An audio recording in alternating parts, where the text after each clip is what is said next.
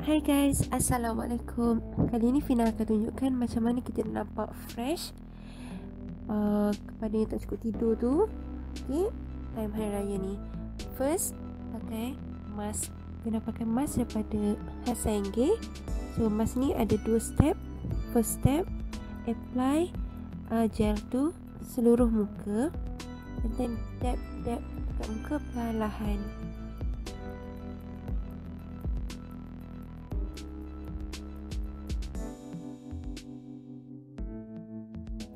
Lepas tu step tu ambil mask and then apply dekat muka. Tunggu dalam 10 minit macam tu, terus buka. So korang punya muka terus fresh.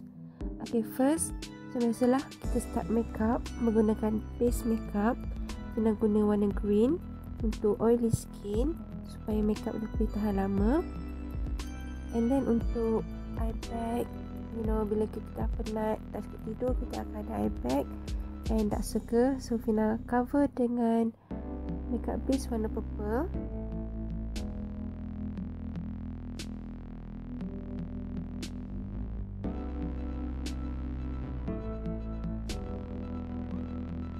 So next Fina akan pakai foundation.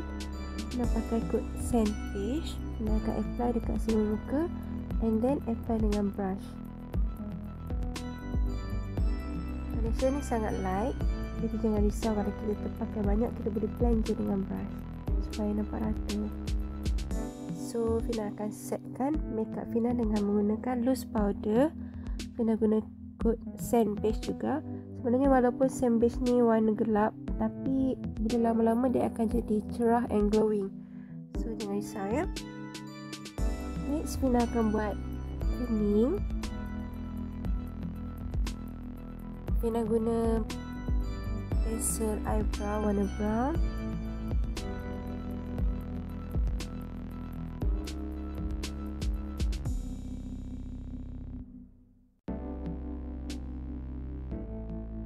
Okay, next untuk mata, sebab Fina tak ada eye base sekarang, jadi Fina gunakan lipstick sebagai eye base. Sebenarnya ia boleh buatkan eyeshadow tu nampak lebih menonjol, sama juga macam kita pakai eye base atau eye primer.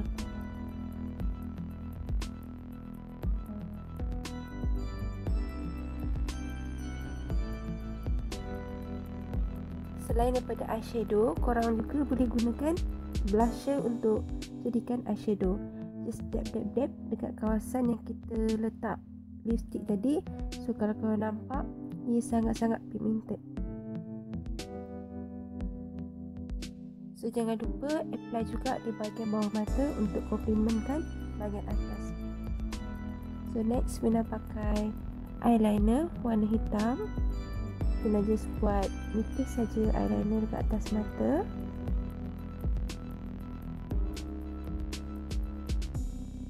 Okay, next Fina pakai mascara. This is my favorite mascara.